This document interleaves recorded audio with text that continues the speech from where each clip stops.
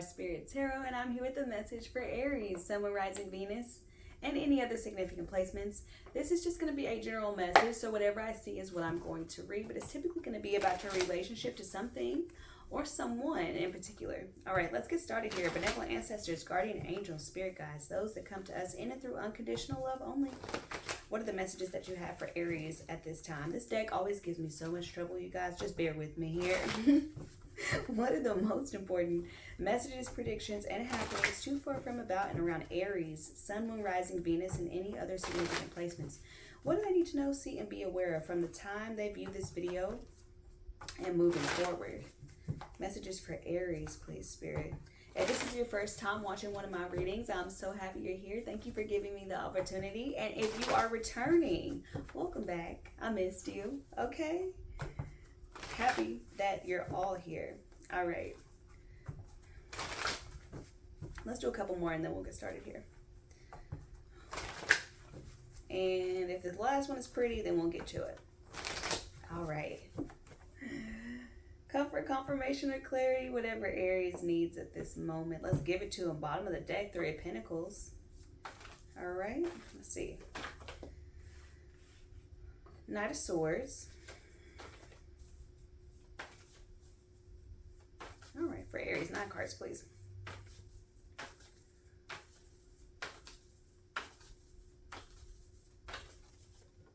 We got the Chariot, the 9 of Swords, Strength card, the 7 of Wands, the Wheel of Fortune, the Queen of Wands, and the 8 of Swords. Last but not least, the Ace of Wands. We got the King of Pentacles as the overall energy. The Emperor, the Page of Pentacles, and the Moon with the 7 of Swords at the bottom of the deck. Okay, I already know what's going on here. You're choosing to do what's best for you, okay? You're no longer entertaining anything that does not create security and success for you right now. You're not entertaining any distractions. You're not looking for anybody to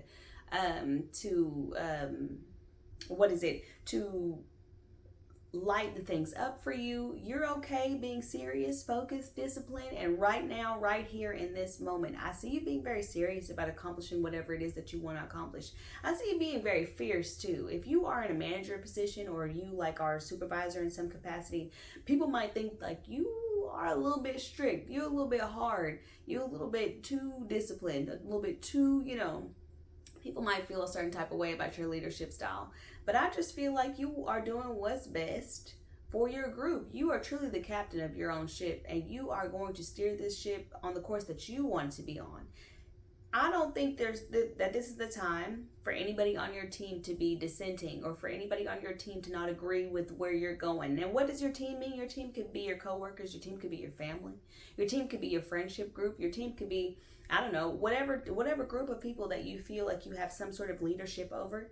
It's not the time to be going this way and that way. We got to be laser focused. One band, one sound. You know what I'm saying? That's how I feel about you right now, Aries. And I feel like you're not playing no games because you don't want to go back to a place where you feel like you don't have options. This is what I see. Okay, this is what I feel. Feel, see, whatever. I feel like you don't come from generational wealth. You don't come from a solid financial foundation. You don't come from a family that has money and passed down wealth, generation after generation, right? You don't come from that type of environment. Everything that you have, you've had to get it on your own. Everything you have, you've had to do it for yourself. You've had to accomplish your own goals. And maybe you have had support from friends and family and things like that. But when it comes down to it, everything in your life is a product of your own will, your own determination, your own force, your own focus. And it's because you are now seeing some of the greater results of how disciplined and focused and determined you have been, that you are like refusing to go back to a life where you didn't have control, where you didn't have options, where you weren't the one in charge. Because ever since you took over and you decided to, be the captain of this ship, everything has been going well for you. You've had your challenges, you've had your obstacles, you've faced things that you didn't know you were going to face, and you've overcome all of those things. You've overcome all of the adversity that has come your way simply because you have refused to fail. This is my favorite thing about Aries energy. I love Aries. One of my favorite people in the world is an Aries. This is my favorite thing about Aries energy It's like bulldozer energy, except it's like a bulldozer on fire. It's like not only are we going to mow you down, we're going to set ablaze everything that was in our way and on this path, because it's time for us to make our mark. And I just feel like even if you do it in a way that's diplomatic, even if you're charming and magnetic and people don't necessarily see you as harsh or mean or rude, people definitely see you as somebody who needs to be respected. People definitely see you as somebody who's about their business. People definitely see you as somebody who is a true leader, not just somebody who leads with their mouth, okay, and doesn't follow it up with their actions. You're also feeling like you have to defend yourself against somebody or some people around you in your circle, in your life, maybe even on your team, who are a bit closed-minded, okay? There are people who don't see the vision, who might be trying to interfere with your vision on your path and where you plan on going. You are not allowing that in. At the center of the spread, we got the Seven of Wands here, okay? This is a card of being on defense, on guard, using everything you ever learned, your skills, your talents, your gifts, to defend what you have created for yourself, whether it's your lifestyle, your business, your profession, your career, whatever the case may be. Whatever you have built, you have done it brick by brick, and you refuse to let anybody come in and destroy it, even you, right? Because sometimes the enemy comes in the form of intrusive thoughts, imposter syndrome, feeling like you're not good enough, right? Those feelings of inadequacy that creep in and tell you you don't deserve this, right? And I feel like if this is not an external battle, then it's definitely an internal battle. It's a mental one. It's one where you have reached a certain level of greatness, certain level of accomplishment, certain level of success, where now you're looking around and like, that was me? Like, I did that? And yes, you are a confident person, but everybody has those moments of feeling like, wow, I deserve this. I did that. I created this life that you love and that you cherish and that you worked so hard for. Yeah, you did it. You did it. And you should be proud of yourself. Because I'm proud of you. And I just feel like anything worth defending, right, is something that you feel like is going to carry you into the future. It's something that you can't afford to lose right now. And I feel like a lot of that is represented by, like, in the internal sense, by your own will. Okay, you don't want to lose your will. You don't want to lose your determination. You don't want to lose your hunger. So maybe it's comfort that you're kind of coming against. Maybe it's the idea of being complacent. Maybe it's the idea of, I don't know, feeling too comfortable where you are because you've never been here before, and it feels good to be here, and you don't want to ever feel like you are not striving anymore. You want to keep fighting, you want to keep pushing, you want more out of life, and you don't ever want to get too comfortable.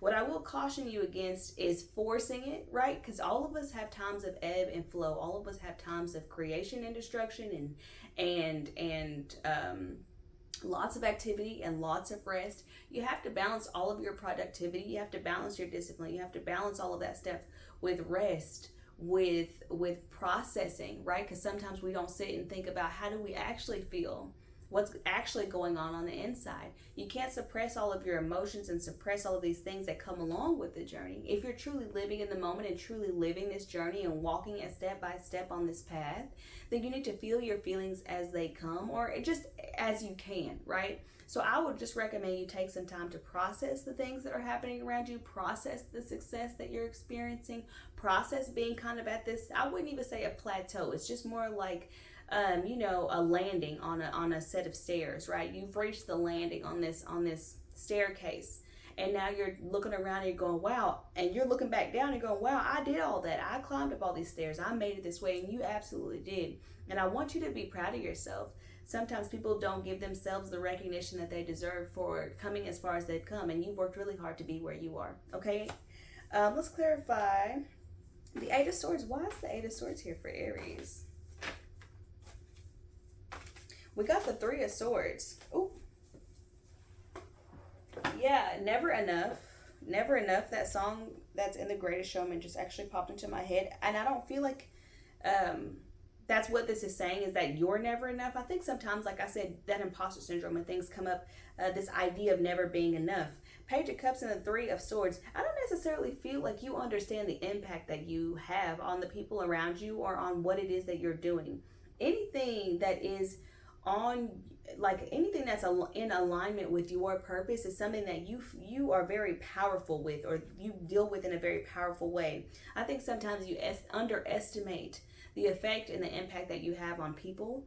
that you have on your journey, that you have on your career, your profession, the people that you work with. But once again, this idea of this team, right?